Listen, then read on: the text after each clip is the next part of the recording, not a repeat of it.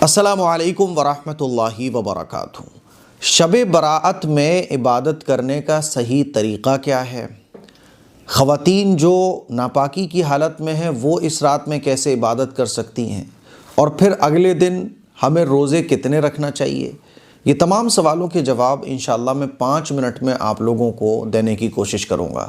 شب براءت میں عبادت کیسے کریں؟ اس کا جواب یہ ہے کہ جتنے بھی عبادت کے کام ہیں جو اللہ کے نبی صلی اللہ علیہ وسلم سے ثابت ہیں وہ ہمیں اس رات میں کرنا چاہیے، کیونکہ شب براءت یہ اللہ سے مغفرت حاصل کرنے کی رات ہے۔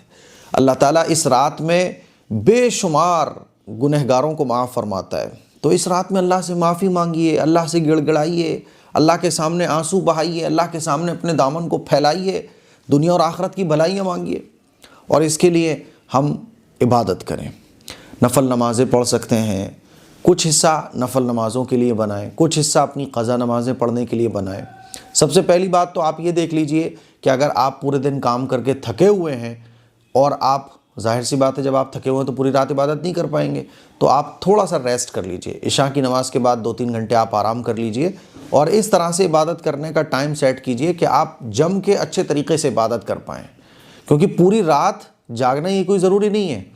اللہ تو بڑا مہربان ہے، کریم ہے، جتنی دیر جاگو عبادت اچھے سے کرو۔ اسی لیے اگر آپ تھکے ہوئے ہیں تو تھوڑا آرام کر لیجئے، اور اگر آپ پوری رات عبادت کر سکتے ہیں بھائی سبحان اللہ، پھر تو کیا کہنے۔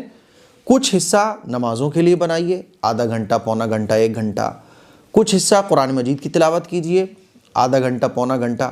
آپ نفل نمازوں کے علاوہ جو مسنون نمازیں وہ بھی پڑھ سکتے ہیں، جیسے کہ استخارے کی نماز، صلاۃ الحاجت، صلاۃ التسبیح، ہے نا۔ اسی طرح سے آپ اشراق، چاشت، اوابین، اشراق اور چاشت تو دن میں پڑھی جاتی ہے، لیکن اوابین آپ مغرب کی نماز کے بعد پڑھ سکتے ہیں۔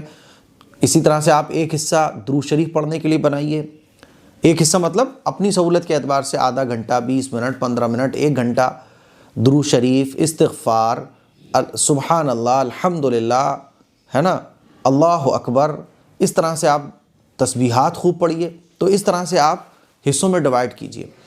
ایک حصہ اپنی دعاؤں کے لیے بنائیے، اور دعاؤں کے لیے ویسے تو آپ پوری رات میں جب چاہیں جتنی چاہیں دعائیں مانگیں، لیکن تہجد کے ٹائم دعاؤں کا خاص اہتمام کیجیے، تہجد پڑھیے اور اللہ سے اتنا گڑ گڑا کے دعا مانگیے اس یقین کے ساتھ کہ اللہ آپ کو سامنے سن رہا ہے، اللہ آپ کو سامنے دیکھ رہا ہے، اللہ آپ کے سامنے ہے، اس یقین کے ساتھ۔ تو عبادت کرنے کا کوئی بھی خاص طریقہ نہیں ہے، آپ کو عبادت کرنے میں جن کاموں میں زیادہ مزہ آئے، اور یہ بھی ضروری نہیں ہے کہ سارے کام آپ کرو، بلکہ اگر آپ مان لو قرآن مجید ہی پڑھنا چاہتے ہو کوئی بات نہیں، عبادت کا کوئی بھی کام جو آپ کو سب سے اچھا لگ رہا ہو۔ بعض لوگوں کو درود شریف پڑھنا پسند ہوتا ہے، بعض لوگوں کو نفل نماز پڑھنے میں مزہ آتا ہے، بعض لوگوں کو جو ہے نا درود شریف پڑھنے میں مزہ آتا ہے۔ تو آپ کو جس میں لطف آ رہا ہو، جس عبادت میں، سارے عبادت کے کام جو رسول اللہ صلی اللہ علیہ وسلم سے ثابت ہیں وہ اللہ کو راضی کرنے والے ہیں۔ تو ہم کوئی بھی عبادت کا کام یا سارے عبادت کے کام تھوڑے تھوڑے ٹائم کر سکتے ہیں، اور اللہ سے آخر میں دعاؤں کا اہتمام، کیونکہ دعا کے بارے میں نبی کا ارشاد ہے دعا عبادت کا مغز ہے، ٹھیک ہے۔ دوسرا سوال تھا کہ خواتین جو ناپاک ہیں وہ اس رات میں عبادت کیسے کریں؟ تو وہ ایسے عبادت کر سکتی ہیں، ناپاکی کی حالت میں قرآن مجید پڑھنا منع ہوتا ہے، روزے رکھنا منع ہوتا ہے، نماز پڑھنا منع ہوتا ہے، باقی دعائیں مانگنا، ذکر و اذکار کرنا، درود شریف پڑھنا، سبحان اللہ، الحمدللہ، پہلا کلمہ، دوسرا کلمہ، نماز، قرآن اور روزہ، ان 3 عبادت کے علاوہ آپ جو چاہیں وہ عبادت کر سکتی ہیں۔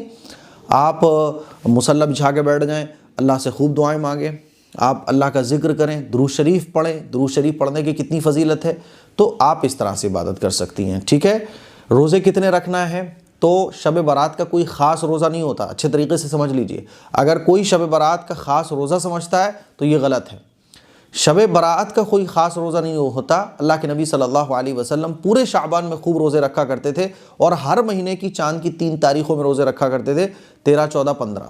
تو چونکہ 13، 14، 15، 13 نکل گئی، 14 آج ہے، کل 15 ہوگی، تو ہم 15 شعبان کا بھی روزہ رکھ سکتے ہیں، کیونکہ اللہ کے نبی ہر مہینے کی چاند کی ان 3 تاریخوں میں روزہ رکھا کرتے تھے۔